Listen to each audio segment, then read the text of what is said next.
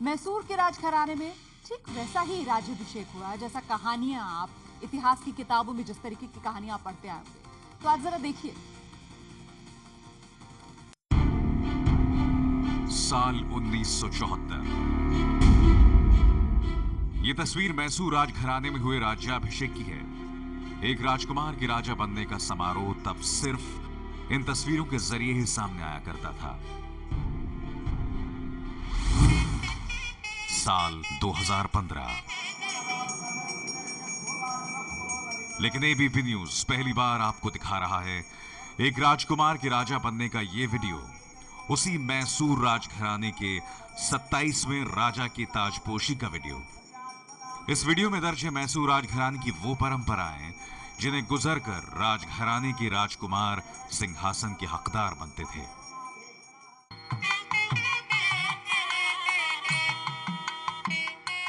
तेईस साल के यदुवीर गोपाल उर्स की जिंदगी में भी ये मौका आया है। परिवार के 40 पुरोहित इस समय उन्हें उन पारंपरिक रीतियों के साथ एक नई जिम्मेदारी दे रहे हैं, ऐसी जिम्मेदारी जो उनका नाम भी बदल देगी। अब यदुवीर गोपाल उर्स का नया नाम होगा कृष्ण दत्ता चामराजा वाडियार। मैसूर महल का बहुत बड़ा हिस्सा कर्नाटक सरकार के कब्जे में है, लेकिन अंबा विलास पैलेस के नाम से जाने जाने वाला इस महल का दरबार हॉल अब भी राज परिवार के हिस्से में है और यही निभाई जा रही है राज्याभिषेक की रीतियां।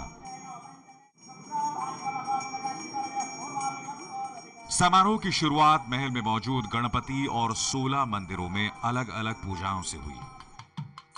इसके बाद बारी थी दो विशेष हवनों की। पहला हवन भगवान लक्ष्मी नारायण को प्रसन्न करने के लिए किया गया और दूसरा हवन उमा महेश्वरी से आशीर्वाद के लिए किया गया। पूजा के बाद सबसे अहम पल वो था जब उन्हें मैसूर राजघराने की राजगद्दी पे बिठाया गया। यदुवीर गोपाल जिस राजगद्दी पर बैठे वो चांदी की बनी हुई थी और उस पर लाल रंग की गद्दियां लगी थीं।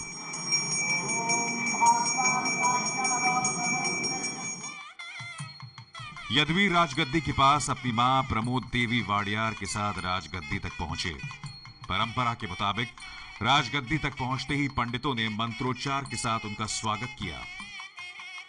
यदुवीर ने मैसूर की 600 साल पुरानी इस विरासत को स्वीकार करने से पहले मैसूर के राजाओं के सिंहासन के चक्कर लगाए। इस खास मौके पर उनके हाथ में मैसूर राजघराने का चिन्ह मौजूद था।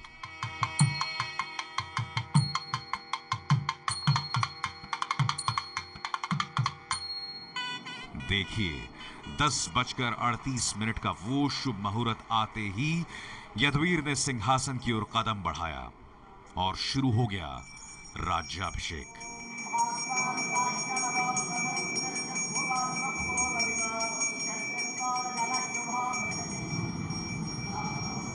सबसे पहले उनके माथे पर राजशाही का प्रतीक चिन्ह बांधा गया। यह प्रतीक चिन्ह सोने से बना है और इसे मैसूर घराने के राजा मुकुट की जगह धारण करते हैं। दरअसल मैसूर राजघराने के राज्याभिषेक के वक्त मैसूर पेटा पहनने की प्रथा है। मैसूर पेटा एक खास तरह से बांधी जाने वाली पगड़ी है जो रेशम से बनाई जाती है और इसमें सोने की जरी का इस्तेमाल होता है। नए राजा कृष्ण दत्ता चामराजा वाडियार यानी यदुवीर ने भी हल्के हरे रंग की पगड़ी पहनी हुई थी।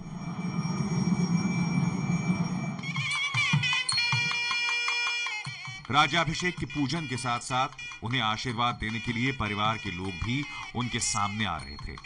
हर सदस्य इस मौके पर मैसूर के राजा को उपहार दे रहा था। इसके लिए परिवार के 1200 सदस्य देश और दुनिया के कोने कोने से यहां आए हुए थे और वो राजकुमारी भी जो इसी साल मैसूर की रानी बन जाएगी। इसी मौके की यह तस्वीर देखिए। यह है राजस्थान के डूंगरपुर राजघराने की राजकुमारी त्रिशिका। अब राजा बन चुके यदुवीर और त्रिशिका की सगाई हो चुकी है और खबर है कि दिसंबर तक मैसूर को अपनी नई महारानी भी मिल जाएगी।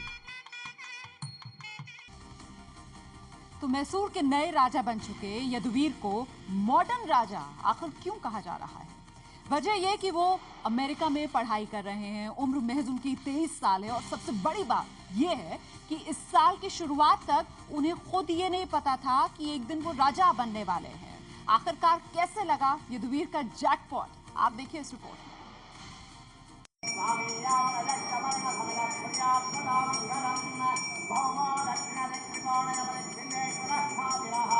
मैसूर राजघराने के लिए ये राज्याभिषेक, जिसे वहाँ पट्टाभिषेकम कहते हैं, बेहद अहम है।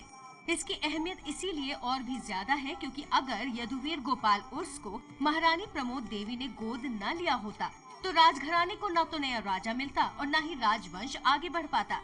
ऐसा क्यों हुआ, इसकी भी एक कहानी है, लेकिन इससे पहले आप मैसूर के नए राजा की पूरी दास्तान जान लीजिए।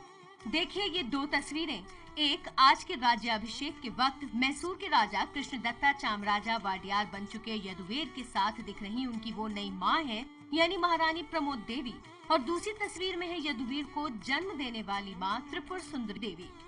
यदुवीर की असली माँ का परिचय जुड़ा है राज खानदान की पिछली पीढ़ी से, यानी राजा श्रीकांत दत्ता वाडियार से। त्रिपुर सुंदरी देवी श्रीकांत दत्ता वाडियार की बड़ी बहन है, यानी मैसूर राजघराने के पिछले राजा श्रीकांत दत्ता के भांजे हैं यदुवीर। साल 2013 में 60 साल की उम्र में श्रीकांत दत्ता वाडियार का निधन हो गया था और तब से ये सवाल मैसूर राजघराने को परेशान कर रहा था कि श्रीकांत दत्ता के बाद अब राजघराने का वारिस कौन होगा। श्रीकांत दत्ता ने करीब 39 साल तक मैसूर के राजघराने की राजगद्दी संभाली थी। श्रीकांत दत्ता वाडियार भारत में राजशाही के खत्म होने के बाद मैसूर राजघराने के पहले राजा बने थे और 2 बार भारत के सांसद भी, लेकिन उनकी कोई संतान न होने की वजह से राजवंश पर गहरा संकट मंडरा रहा था। इसी साल फरवरी महीने में श्रीकांत दत्ता वाडियार की विधवा महारानी प्रमोद देवी ने एक फैसला करके सबको चौंका दिया। 23 फरवरी को मैसूर के अंबा पैलेस में बाकायदा एक समारोह में यदुवीर को महारानी ने गोद ले लिया और उसी पल यदुवीर की किस्मत बदल गई। प्रमोद देवी ने तब कहा था, इस चुनाव और फैसले को मेरे प्रिय पति श्रीकांत दत्ता वाडियार की मंजूरी और आशीर्वाद दोनों हासिल है, क्योंकि ऐसा मेरा मन कह रहा है। ये मेरा निजी मामला है, चुनाव मुझ पर छोड़ा गया था और मैंने अपना फैसला पूरे परिवार को बता दिया है। यदुवीर उसी खानदान से आता है जिससे मैं आई हूँ और इसका इतिहास 200 साल पुराना है। विरासत संभालने के लिए यदुवीर इसी साल फरवरी में भारत लौटे हैं। यदुवीर अमेरिका की मैसाचुसेट्स यूनिवर्सिटी से अर्थशास्त्र और अंग्रेजी से बैचलर डिग्री की पढ़ाई कर रहे हैं। यदुवीर ने 10वीं और 12वीं की पढ़ाई बैंगलोर से की है। राजा होने की नई जिम्मेदारी उनके लिए बड़ी है, लेकिन वो भी कह रहे हैं कि मैं पूर्व राजा श्रीकांत दत्ता वाडियार के अधूरे काम पूरे करूंगा। Your continued support and cooperation will ensure that our heritage remains alive. Our heritage, that is the House of Wadir, has been intertwined with that of the Deccan, that of the Kannada culture, that of Karnataka for over 600 years. And your continued support and cooperation ensures that that 600-year-old heritage remains alive. किस्मत से मैसूर के राजा बनने की परंपरा में यदुवीर अकेले नहीं है। दरअसल 17वीं सदी की शुरुआत से अब तक की 19 पीढ़ियों में से हर दूसरी पीढ़ी यानी 9 पीढ़ियों में कोई संतान न होने की वजह से गोद लिए हुए वारिसों को ही मैसूर की राजगद्दी मिलती रही है।